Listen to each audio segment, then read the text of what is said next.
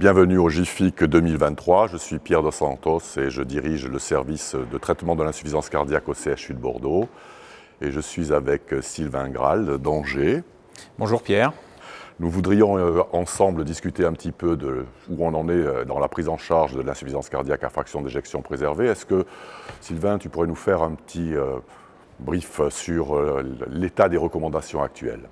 Oui Pierre, la nouveauté cette année, c'est la mise à jour de ces recommandations par rapport aux recommandations 2021, avec l'avènement attendu des glyphosines en classe 1A pour la prise en charge de ces patients à insuffisance cardiaque à FEVG préservée, qui s'ajoute aux diurétiques en fonction de la congestion, ce qu'on savait déjà. Bien, et donc il y a d'autres modalités de prise en charge. J'imagine on parle beaucoup de l'impact des comorbidités, de la nécessité de les prendre en charge de façon intensive et coordonnée. Est-ce que, Sylvain, tu peux nous en dire un petit peu plus là-dessus ? Oui, ces patients, par rapport aux patients à FEVG réduite, ont des comorbidités plus importantes, ils sont souvent plus âgés. La comorbidité cette année qui a fait un petit peu le buzz à l'ESC, c'est l'obésité qui a été mise sur le devant de la scène à travers l'étude STEP-HFpEF qui évaluait le sémaglutide contre placebo chez ces patients obèses, insuffisance cardiaque FEVG préservée, et qui a mis en évidence un bénéfice sur la qualité de vie et la perte de poids du traitement par rapport au placebo. C'est surtout la perte de poids qui est mise en avant, qui semblerait améliorer la qualité de vie des patients. Donc on commence à avoir des résultats très importants et significatifs, positifs sur la prise en charge de l'obésité. On est dans un environnement de comorbidités multiples. Comment doit-on s'y prendre et à quoi faut-il faire attention en particulier ? Il est vrai que ces patients sont souvent polycomorbides. C'est une prise en charge qui est pluridisciplinaire nécessairement. La fibrillation atriale est très fréquente, de même que la maladie coronaire. Il faut donc penser à prendre en charge, selon les recommandations actuelles, y compris dans cette pathologie d'insuffisance cardiaque FEVG préservée, ces différentes comorbidités, cardiaques comme je l'ai cité, mais aussi les comorbidités non cardiaques. Je pense en particulier à l'insuffisance rénale très prévalente dans cette pathologie.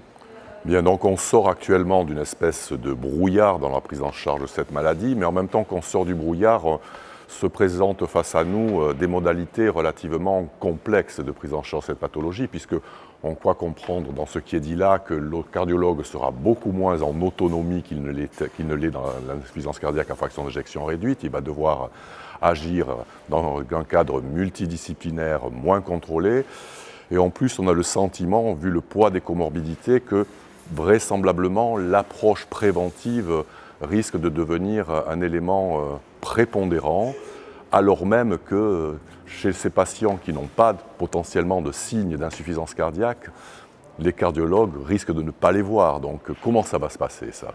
C'est une excellente question, Pierre. La prévention de cette pathologie semble être un élément clé, et ça on le sait depuis longtemps. Équilibrer un patient hypertendu, c'est lui éviter d'évoluer vers cette pathologie. Il en est de même pour la prise en charge de la fibrillation atriale si elle est prise en charge précocement. On peut retrouver le même type d'analyse sur la maladie coronaire ou presque l'ensemble des comorbidités qui sont multiples chez ces patients. Et c'est effectivement le lieu pour le médecin généraliste d'être très agressif et rappeler nos messages généralement à nos correspondants généralistes. Très bien. Et donc, là, il apparaît que on a donc une classe thérapeutique qui est clairement recommandée, mais on continue d'utiliser d'autres médicaments sur des bases de rationnels physiopathologiques, sans véritable preuve, mais quand même avec confiance. Est-ce qu'il serait possible de rappeler un petit peu les corollaires de ces traitements que l'on retrouve également pour la plupart, pour certains d'entre eux, peut-être pas pour la plupart, dans le traitement de l'insuffisance cardiaque à fraction d'éjection réduite ? Il est vrai que si on prend les registres et les études observationnelles dans cette pathologie d'insuffisance cardiaque FEVG préservée et qu'on regarde les traitements des patients, ils sont très similaires en réalité aux patients qui présentent une insuffisance cardiaque FEVG réduite dans les faits, même si le niveau de preuve est nettement moindre avec échec d'un certain nombre d'essais randomisés chez ces patients. Par conséquent, il n'est pas nécessaire d'abaisser les traitements puisque mettre un IEC dans la prise en charge d'une hypertension reste tout à fait valable, y compris dans l'insuffisance cardiaque FEVG préservée. Je pense en particulier aux antagonistes des minéralocorticoïdes.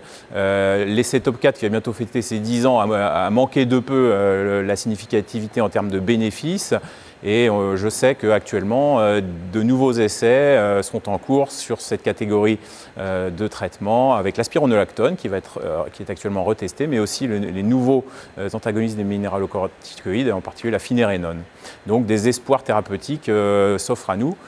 ce qui va nous complexifier effectivement la tâche dans la prise en charge de ces patients. La finérénone, particulièrement chez l'insuffisant rénal, je crois. Exactement, on a déjà des données en prévention pour le coup de la finérénone chez le patient diabétique porteur d'une atteinte rénale par la clairance ou par le ratio albuminurie sur créatininurie, pour lequel on peut prévenir les événements avant que les patients tombent dans cette pathologie qui, je le rappelle, est grave.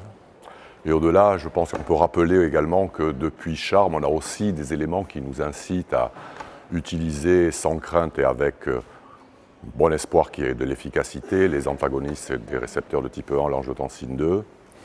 Oui, tout à fait.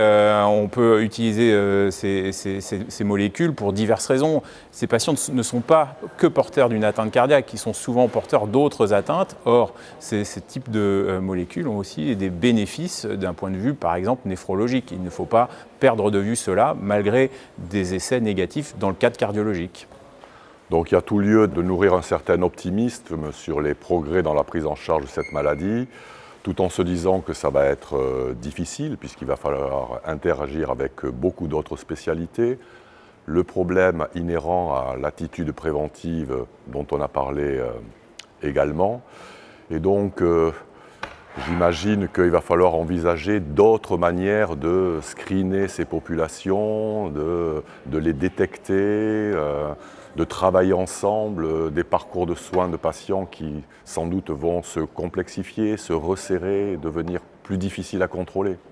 Donc de l'espoir, mais restons prudents sur notre capacité à véritablement faire ce qu'il faudrait faire. Je suis tout à fait d'accord, Pierre. Effectivement, on voit poindre le dépistage de l'insuffisance cardiaque, par exemple, dans la population diabétique, avec les recommandations sur le diabète.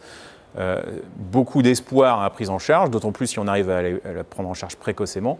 Il y a aussi beaucoup de travail pour nous, cardiologues, à venir de dépistage puis de traitement de tous ces patients qui représentent 50% de l'ensemble des patients à insuffisance cardiaque. Merci beaucoup. Merci, Pierre.